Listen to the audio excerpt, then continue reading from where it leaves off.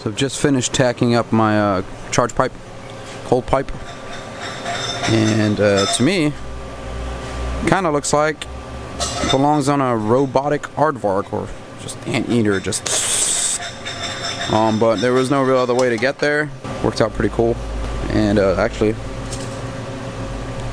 got a little bit of a drawing here to show you guys how I got there. I knew that. Rotate this. I knew that I have this leg, this transition piece, because this is going from 4-inch to 3-inch. So it's kind of hard. Can't just sweep a pipe, but you also can't just. I didn't want to like throw a whole bunch of pie cuts in it or something like that. So, and to eventually get you to something that really didn't need a pie cut, which is what this would be, unless I wanted to run super tight radius up and then do something funky over here. Just wasn't worth it in my mind. So I know I needed this transition piece from the 4 to 3.5, and then I knew that I was going to have to run a 3.5 to 3 transition, and obviously these don't have curves in them, and they also are a standard length. It's not like you can shorten up a 3-inch on a 3.5-inch reducer. You can't mess with this, because obviously the more and more you cut up, the larger and larger the diameter of this is going to be. What I did was I knew that this variable couldn't change, so I went ahead and put this 4-inch on the throttle body, and I put this transition in. And so what this drawing was from this point to my next clamp assembly, and then I used that to draw, so here to here, and I got these points off of the car by measuring from, I taped this on, or I had this fixed on the throttle body, and I just measured from this point to this point on the chassis, put those in, drew this transition in, and then just started going off the centerline radius of these pipes to find that curve, and then just went out and cut them, and believe it or not, it fit. So kind of cool that I didn't have to do any like grinding or anything like that. It actually went ahead and fit, and this is the same method that I used when making the turbo manifolds. Just had Tommy, actually with the turbo manifolds I kind of stuck it up there and eyeballed what I could. And well, this one I actually measured from 2 points, and Tommy actually helped me out on this. I actually was drawing my tangent lines a little incorrect in the program, and it was throwing me off, and I guess I had a setting turned off for the tangent line function that I thought I was hitting the correct points, but I guess it was picking up on something else I had in the drawing, and I couldn't figure out for why I couldn't get this tiny, if you guys see this tiny little gap here, couldn't figure that out. And he went ahead and showed me how to do it, and now I have a aardvark pipe. Looks a little funky on the car. I'll show you guys what it looks like when I get it on there.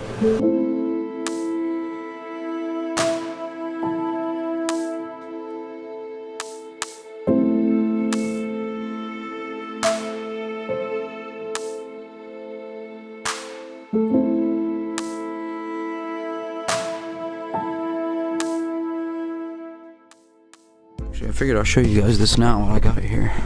With these Vibrant HD clamp assemblies, they have a movement, an articulation that they can do, and they can go 12 degrees inside on the O-rings in the sleeve, and but you're supposed to build them with a certain 1/8-inch spacing between each one of them. And I'll show you what I've done here. If you guys are wondering what I was slipping in there, is that I went ahead and plased out these essentially spacers, these 1/8-inch spacers, to go ahead and input in between them. And so when I build the pipe, I make sure that I have the correct spacing, as you can see, between there and that one on the corn. And you guys saw me put the one in between the throttle body and that pipe.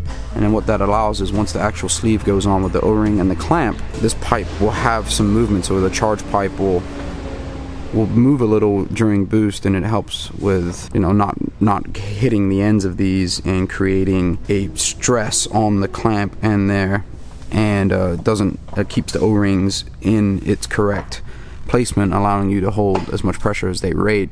If you go ahead and build this pipe slightly off or a different angle, then it doesn't have the correct movement that they were designed for. So we go ahead and make these spacers for it when making the pipe, and as you can see, it fits pretty perfect. But what's crazy is this thing is only going to have sub 10 pounds of boost, so I doubt we're going to have any issues with them at all anyway. So this one worked out pretty well. Now that I've got this one fixed, I actually am going to re-modify this pipe to get this in a better angle, because I didn't fix this all the way down. It's slightly off on this pipe, so I'm going to go ahead and just make a modification to that pipe to make sure this one fits a little nicer than where it does. It probably will work, as I was saying, so it needs sub 10 pounds of boost, but not too pleased with its final fitment, so gonna leave this pipe and modify the rest of it, so it works out easier for me. So this one's gonna be ready for final welding, and that's another thing we can check off the list. So I'm working on a downpipe right now. I'm not having a fun time with it. I'm not happy at all with anything. It's a sad day for me today. I'll show you what I got going on. There's my downpipe. See, 4-inch. There is the room I have to work with. That's called nothing. And I'm trying to make it serviceable because it kind of blocks everything. So coming from the back side, you guys can really see. There's the dry sump pump. There's the 4 inches of exhaust. And then like right above there is where all the spark plugs and manifold runners are. And I knew it was going to be a tight fit, but I'm just not happy with the spacing. See right there? That's all the room I have between the dry sump fittings. And then I've got to get it to transition. So the V-band being right there where I want it, so that I can pull that section out pretty easily and able to service the spark plugs underneath, is kind of making it to where that's the amount of room between the frame mount I need to get the V-band out, but it doesn't expand here any further down, so it's not like I'm coming down here would allow me to tuck that anymore. And then putting the transition here means that I can probably access the V-band here. But what you guys can't see right now is that these dry sump lines need to run up into here, which we haven't opened up in a tonal yet. So I don't want to butt this all the way up here and get tighter, because then the same issue I'm having by wanting to move that in the first place, being too close to the lines, is going to happen exactly here. So I just got to think of the best way and come up with a solution. It's just I'm going back and forth like 50 times and I'm doing nothing. It's frustrating day to day. And it's also kind of hard for me to sit and explain that and show you guys. It sounds like a bunch of talking on it now, but I've cut a bunch of pipes. I've put up a bunch of pipes, I've tack welded, I've cut my tack welds. It's not stuff you guys want to see. It's pretty boring. I mean, maybe I'll throw the camera down and you can see how many times I've tacked something together and I've cut it off. It's not like I have this completely 3D drawn. And even then, I've done some of that 3D drawing stuff, and then you draw it all you want, and then you go stick it in, and you're still not happy with it because it looks cool on screen, and it may even technically be the precise way to do it, but it doesn't look right when you're actually out here and put it on the car and get your hand in, and you haven't accounted for the fact that you can't get your hand in there with a wrench to undo the bolt. So, and also, like, so there is an ideal way to do this where you don't have to actually put the clamp there, but I can come further down. But then the problem with that is, let me show you guys, like, you need a really long downpipe, and it's easy to maneuver it around the subframe when you're up on the lift, when the car's, you know, this high up, and you can just maneuver a pipe all the way down and all the way up. But when you're at the track and all you have is the jack stands, you can't exactly, you're limited by jack stand height of how much you can pull the exhaust and downpipe out at the track. So you don't want to make it this really long section with this giant curve in it, and you can't get this over the subframe because it hits the ground, and you can't go up because it hits the chassis, and then you're just stuck with this exhaust that can't get out underneath your car. So you have to keep all that in mind. So I could put the V-band all the way down here in this section here, but then I'll have this pipe that runs up and over and all the way around and then right into there, and I won't be able to spin this up, down, clock. By the time that pipe will be all the way down here, and I'm going to get jacking the car up that far. So yeah, this is one of the fun things that just I'm frustrated about it, because I want it to be perfect. I want to be able to have great serviceability, fit, flow, everything, but you're limited with what room you have, and these are the parts where you got to pick something, and no matter what I pick, I'm not going to be happy with it. I just know it. So wish I could just pass it on to Tommy and let Tommy not be happy with it. But he's already on the same boat with the chassis stuff. So Tommy's been doing all the chassis stuff. I've been doing all the turbo and piping and exhaust stuff, and it's just overwhelming right now. Yeah, and there's still so much more to do, but we'll get there. I know we will. Just not having a good day. To flex or not to flex? That is the question. Which one?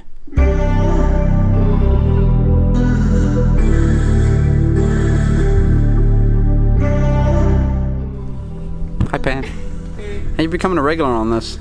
Yeah, I think so. It's like you should show your beautiful face more often.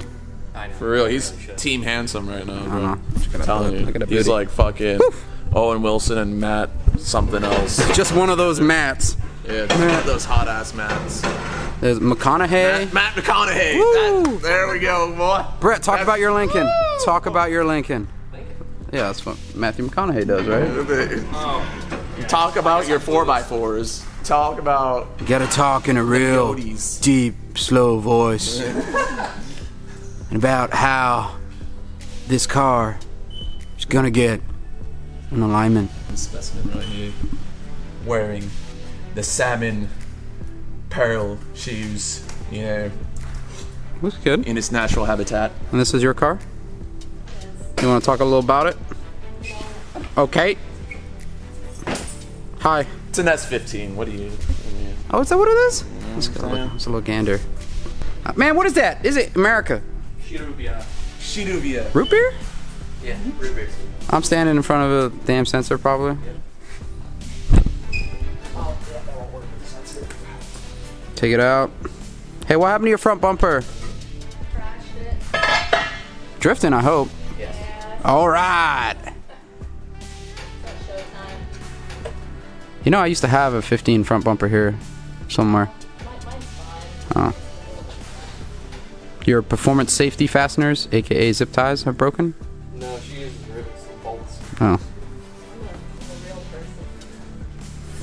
person. Have you seen how we fasten down our stuff? Yeah. What does it say? No, look at that. They, Look at that. They use legit ass like metal mounting tabs that is like. Quarter turn fasteners. Referring to you Zeus. mostly. Me? Oh, yeah, no. I do my shit all zip ties, but the thing is, when you hit something, it's not a rigid thing, so it kind of absorbs it and just all falls apart. You know? I mean, Then you scratch it up. Dan, could you get that tire? God, look at Power Stance 3000. Look at that, Brett. You look like you're about ready to take off for a run. So what you guys are doing right now is you're distracting me and giving me an excuse not to work on this fucking downpipe. Sorry, you'll be brand new and refreshed when you get back to it. That's alright, you've been working at it for like The only downside 7 hours. straight. Okay, never mind. Actually, downpipe has just been today, but it's today of nothing. I might as well start back from scratch because I hate it. I started sweeping the floor just so I wasn't working on it. Clear my mind a little. You go like, all right, let's let you align. How's it looking? -3. Aren't they all supposed to be green? No. This is a drift car. She wants it back to Not a OEM stock car. Alright. Green? one downside is that's a little... G-R-E. That's how we align cars. Hey, can we look in here? Will people make fun if we look in here? Shall we not? It's just an NASR. Take a sneak peek. NASR is best. Said only the person who has NASR. Yeah, I like it. It's very reliable. I have an NASR in my Sentra. I'm putting this one in my S13, and I have a notch top for it after it gets the front end fixed up a little bit. Okay. I knew a dude that had a 4-door Sentra with a NA SRVE. That shit was intense. That's pretty cool. Yeah, it sounded like Nissan version of the Honda. Like, you got some ankle mods in here or what? It's all stock. It's literally all stock suspension except for the coils. Oh, cool. Well, that's cooler than my car. I also... Your car's The Maxima? Hell no. no, that fucking nice ass cookie. Oh, I totally forgot I even have that car. Yeah, exactly. Oh my god. It's like a dark blue engine bay, right? Yeah, I mean, I haven't touched it. Yeah, I like the dark blue. We should go check out that car someday, actually. Yeah, Probably sell it. you should probably know. I used to just drive it here and just like let me look at it. I'll let you drive it. Oh, that would be intense. You sit in the passenger seat and I'll drive. You need some WD? No, that's not gonna help. I need leverage. Alright, well, Oh, shit. back to the downpipe. Enough wasting time. Thanks for showing us your car. This is a cool little snippet.